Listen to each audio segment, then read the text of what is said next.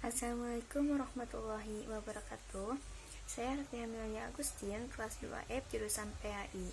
Saya di sini akan memaparkan materi surat Asy-Syu'ara ayat 9 sampai 12. A'udzu billahi minasyaitonir rajim. Bismillahirrahmanirrahim. Walain sa'altahum man khalaqas samawati wal arda layakulunna khalaqahunna al-azizul alim. Alladzi ja'ala lakumul arda mahdan wa ja'ala lakum fiha subulan la'allakum tahtadun.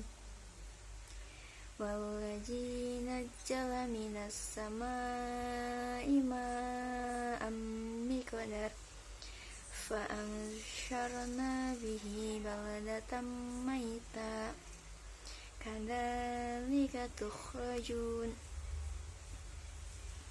Walladzi khalaqal azwaja kullaha wa ja'ala lakum minal fulki wal an'ami ma tarkabun. Yang artinya, dan jika kamu tanyakan kepada mereka, siapakah yang menciptakan langit dan bumi?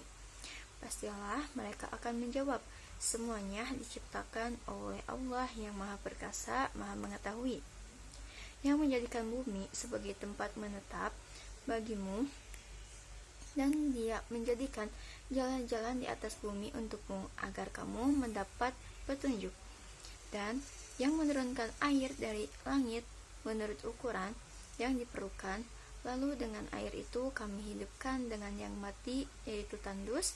Seperti itulah kamu akan dikeluarkan dari kubur.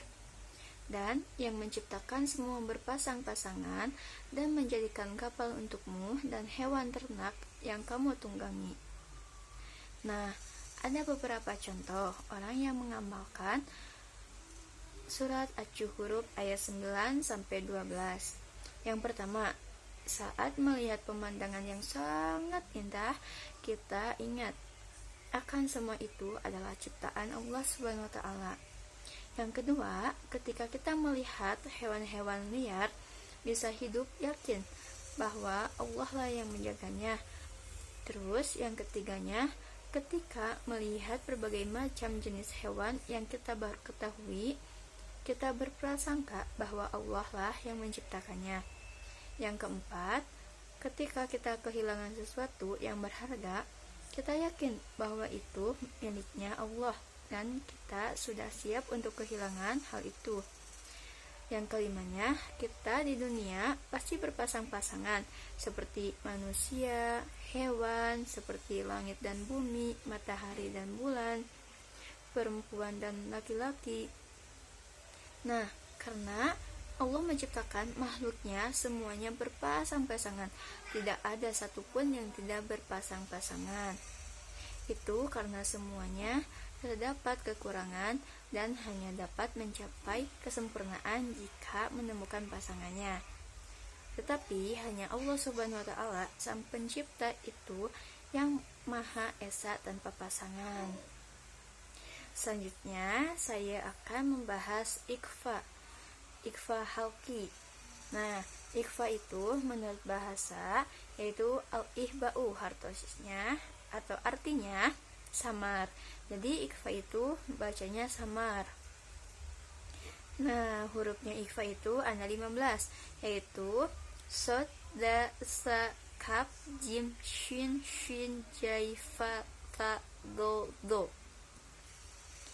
Terus ikhfa itu terbagi 3. Ada ikhfa akrob, yaitu yang dekat. Ada ikhfa usat, yaitu yang tengah. Adapun ikhfa abad yang terakhir, yaitu ikhfa yang jauh. Nah, hurufnya ikhfa akrob itu ada 3, yaitu ta, to, dal. Contohnya wa angtum. Nah, nun mati bertemu ta. Terus ikhfa usat itu hurufnya ada 10, yaitu sod, da, sya, jim, shin, jai, fa, do. Ada 10 huruf ikhfa awsat itu. Contohnya min sama rotin. Nah, ada tanwin bertemu shin. Terus ada yang terakhir ikhfa abad. Ikhfa abad itu hurufnya paling sedikit, yaitu ada 2 hurufnya. Ada kof sama kap. Contohnya rijekong kolu. Nah, ada nun mati bertemu kof. Itu dinamai ikhfa abad.